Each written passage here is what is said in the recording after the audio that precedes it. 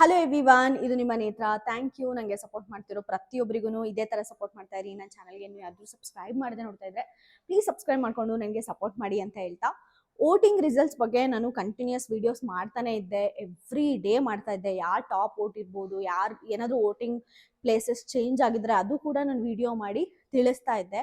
But shocking ಏನು ಅಂದರೆ, ನನ್ನ ವೋಟಿಂಗ್ ರಿಸಲ್ಟ್ಸಲ್ಲಿ ಅಂದರೆ ನಾನು ಯಾವಾಗಲೂ ವೋಟಿಂಗ್ ರಿಸಲ್ಟ್ಸ್ ತೊಗೊತಾ ಇದ್ದು ಮಲ್ಟಿಪಲ್ ಸೈಟ್ಸಲ್ಲಿ ವೋಟ್ ಮಾಡಿ ಯೂಟ್ಯೂಬಲ್ಲೂ ಕೂಡ ಪೋಲ್ ಕ್ರಿಯೇಟ್ ಮಾಡಿರ್ತಾರೆ.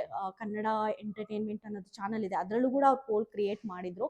ಅದರಲ್ಲೂ ಕೂಡ ನಾನು ವೋಟ್ ಮಾಡಿ ಅದಾದ್ಮೇಲೆ ಕಿಚ್ಚನ ಚಪ್ಪಾಳೆ ಕೂಡ ಅವ್ರು ಪೋಲ್ ಎಲ್ಲ ಕ್ರಿಯೇಟ್ ಮಾಡ್ತಾರೆ. ಸೊ ನಾನು ಹಂಗೆ ರ್ಯಾಂಡಮ್ ಆಗಿ ವೋಟ್ ಮಾಡಿ ಅಲ್ಲಿರೋ ಪರ್ಸೆಂಟೇಜ್ ಮೇಲೆನೆ ಡಿಸೈಡ್ ಮಾಡಿ ನಾನು ವೋಟಿಂಗ್ ರಿಸಲ್ಟ್ಸ್ ವಿಡಿಯೋ ಮಾಡೋದು. ನಾನು ಕಂಡಂಗೆ ಎಲ್ಲೂ ಕೂಡ ಯಮುನಾ ಮೇಡಮ್ ಲೀಸ್ಟ್ ವೋಟಿಂಗ್ ಕಂಡೇ ಇಲ್ಲ. ಇದು ಅನ್ಅಫಿಷಿಯಲ್ ವೋಟಿಂಗ್. ಅಫಿಷಿಯಲ್ ವೋಟಿಂಗ್ ಅಲ್ಲಿ ಏನಾಗಿರುತ್ತೋ ಗೊತ್ತಿಲ್ಲ. ಅಷ್ಟೇ ಅಲ್ಲದೆ ಎಲ್ಲರಿಗೂ ಗೊತ್ತಿರಬೇಕು ದಟ್ ಬಿಗ್ ಬಾಸ್ ಅವರು ಎಲಿಮಿನೇಟ್ ಮಾಡೋದು ಜಸ್ಟ್ ವೋಟಿಂಗ್ ರಿಸಲ್ಟ್ಸ್ನ ಕನ್ಸಿಡರ್ ಮಾಡಿ ಅಲ್ಲ. ವೋಟಿಂಗ್ ರಿಸಲ್ಟ್ 60% ಕನ್ಸಿಡರ್ ಆದರೆ ಅವ್ರ ಪರ್ಫಾರ್ಮೆನ್ಸ್ ಬಿಗ್ ಬಾಸ್ ಹೌಸಲ್ಲಿ 40% ಕನ್ಸಿಡರ್ ಮಾಡಿ ಎಲಿಮಿನೇಟ್ ಮಾಡೋದು. ಅದೆಲ್ಲ ನಾವು ತಿಳ್ಕೊಂಡಿರ್ಬೇಕು. ಸೊ ಬರೀ ವೋಟಿಂಗ್ ಆಚೆ ಜನಕ್ಕೆ ನೋಡೋದಾದ್ರೆ ಅಷ್ಟೇ ಅಲ್ಲದೆ ಅವ್ರ ಸ್ಕ್ರೀನ್ ಸ್ಪೇಸ್ ಕೂಡ ಅವರು ಸಿಕ್ಕಿದ್ದು, ಅವ್ರು ಗೇಮ್ ಆಡಿದ್ದು ಎಲ್ಲಾನು ನೋಡಕ್ ಹೋದ್ರೆ ಮಾನಸ ಮತ್ತೆ ಹಂಸ ಇಬ್ಬರಿಗೂ ಕಂಪೇರ್ ಮಾಡಿದ್ರೆ ತುಂಬಾ ಜಾಸ್ತಿನೇ ಇತ್ತು ಯಮುನಾ ಮೇಡಮ್ಗೆ. ಯಮುನಾ ಮೇಡಮ್ ಎಲಿಮಿನೇಟ್ ಆಗ್ತಾರೆ ಅಂತ ನಾನು ಅಂದ್ಕೊಂಡೇ ಇರಲಿಲ್ಲ. ಬಟ್ ಶಾಕಿಂಗ್ ಎಲಿಮಿನೇಷನ್ ಅಂತಾನೆ ಹೇಳ್ಬೋದು.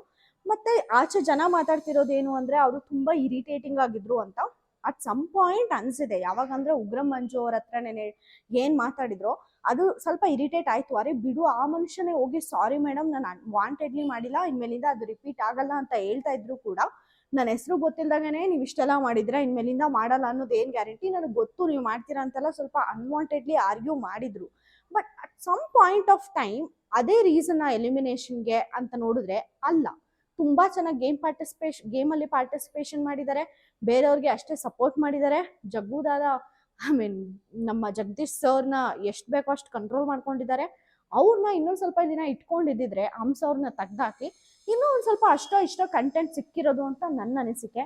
ನಿಮ್ಗೇನು ಅನ್ಸುತ್ತೆ? ನಮ್ಮ ಯಮುನಾ ಮೇಡಮ್ ಎಲಿಮಿನೇಷನ್ ಫೇರಾ ಅನ್ಫೇರಾ?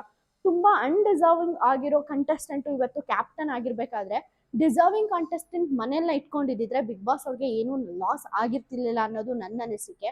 ಯಾಕಂದ್ರೆ ಒಂದು ಅನ್ಡಿಸರ್ವಿಂಗ್ ಕಂಟೆಸ್ಟೆಂಟ್ನ ಕ್ಯಾಪ್ಟನ್ ಮಾಡಿ ಹೌಸ್ನ ನಿಭಾಯಿಸೋದು ಎಷ್ಟು ಕಷ್ಟ ಆಗುತ್ತೆ ಅಂತ ನನ್ನ ಎಪಿಸೋಡ್ ಸುದೀಪ್ ಸರ್ ಎಕ್ಸ್ಪ್ಲೈನ್ ಮಾಡಿದಾಗೆ ಗೊತ್ತಾಗಿರುತ್ತೆ ಹಂಸ ಮೇಡಮ್ಗೆ ಎಷ್ಟು ಕ್ಲಾಸ್ ತಗೊಂಡ್ರು ಅಂತ. ಇಷ್ಟೆಲ್ಲ ನೋಡಿದಾದ್ಮೇಲೆ ನನಗೆ ಸಿಕ್ಕಾಪಟ್ಟೆ ಬೇಜಾರಾಯಿತು ಯಮುನಾ ಮೇಡಮ್ ಎಲಿಮಿನೇಟ್ ಆಗಿದ್ದಾರೆ ಅಂತ ಕೇಳಿದಾಗ.